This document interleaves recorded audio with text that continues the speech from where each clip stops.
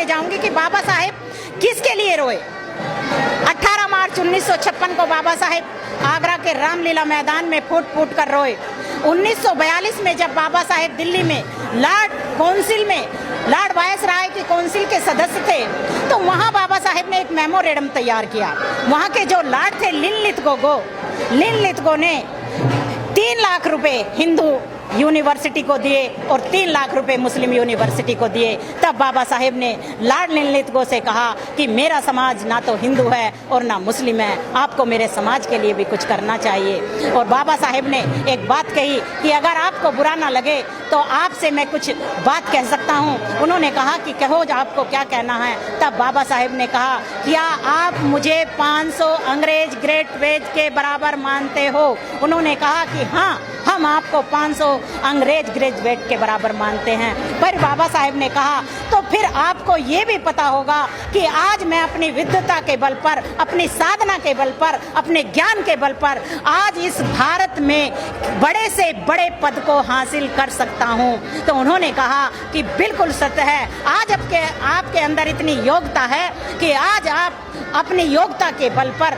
इस भारत में बड़े से बड़े पद पर आप आसीन हो सकते हो। आपको जो कहना है, लिनलिथगो ने कहा कि आप अपनी बात एक मेमोरेंडम तैयार करके मुझे कहिए। तब बाबा साहेब ने कहा कि आप मेरे समाज के लिए भी कुछ ना कुछ करें। तब बाबा साहेब ने कहा कि जिस तरीके से पढ़ने के लिए भेजें, और बाबा साहेब की ये शर्त मानकर लिनलिथगो ने माना और तब 16 विद्यार्थियों को इस भारत से बाहर पढ़ने के लिए भेजा। बाबा साहेब ने बड़ी उम्मीद के साथ उन 16 विद्यार्थियों को भारत से बाहर पढ़ने के लिए भेजा। बाबा साहेब ये चाहते थे कि जिस तरीके से आज मैं अकेला भारत के बाहर पढ़कर आया और मैंने इतना काम संभाला, तो ठीक इसी तरीके से अगर 16 विद्यार्थी भारत के बाहर पढ़कर आएंगे तो कोई जज बनेगा, कोई इस देश के अंदर बड़ा डॉक्टर बनेगा, कोई इस देश के अंदर बड़ा इंजीनियर बनेगा, और जितने भी बड़े बड़े पद हैं, जितने भी बड़े बड़े महकमे हैं, वो उस बड़े से बड़े पद पर आसीन होंगे। और इस देश की सत्ता मेरे समाज के लोगों के हाथ में होंगी।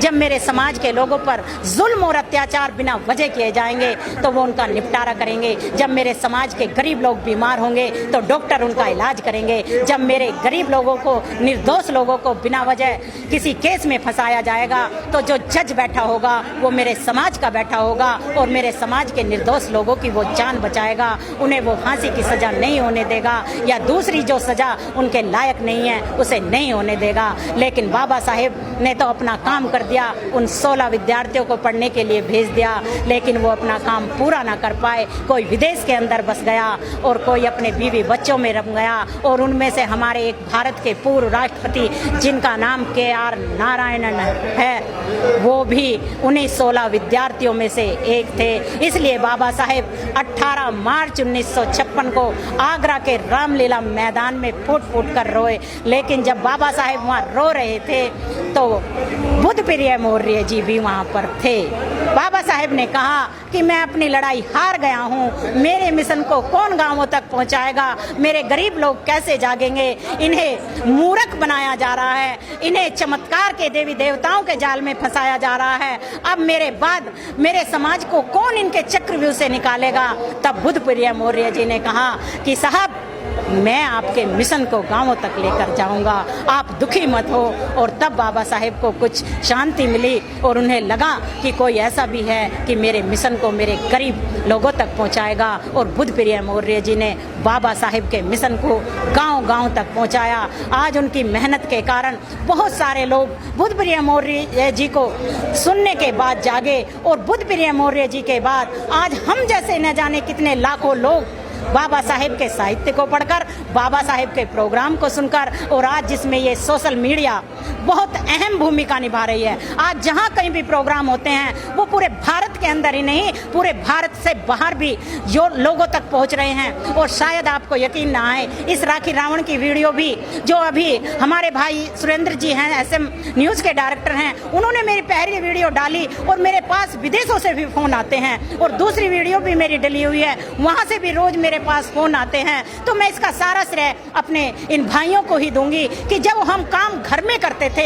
लेकिन आज इनकी मदद से हमारे विचार यानी कि हमारी जबान से जो बाबा साहेब के विचार निकल रहे हैं, इन भाइयों की मदद से आज वो विचार विदेशों तक पहुंच रहे हैं। राखी रावण की कोई पहचान नहीं थी, लेकिन आज जब राखी रावण के पास विदेशों से भी फोन आते हैं तो मुझे लगता है कि इसका सारा श्रेय बाबा साहेब के बाद मैं अपने इन भाइयों को ही देना चाहूंगी। मैं तो घर में रहने वाली एक महिला थी और बाबा साहेब के मिशन में तो मैं दिन रात काम करती रहूंगी, लेकिन मेरा मकसद ये नहीं है कि मैं अपना नाम कमाऊं, लेकिन मेरा मकसद ये जरूर है कि जितना भी हो सकेगा मैं अपने इस बहुजन समाज को इन देवी देवताओं के चंगुल से निकालने की पूरी कोशिश करूंगी और इस भारत के संविधान को हर महिला फॉलो करे, हर बच्चा फॉलो करे, हर पुरुष फॉलो करे, क्योंकि अगर हम इसके नियम तोड़ेंगे तो हम गड्ढे में जरूर गिरेंगे, नाली की कीचड़ में हम जरूर गिरेंगे और फिर से हमारे ऊपर ये मनुस्मृति लागू हो जाएगी, रामराज लागू हो जाएगा, जो हम कभी भी नहीं आने देंगे।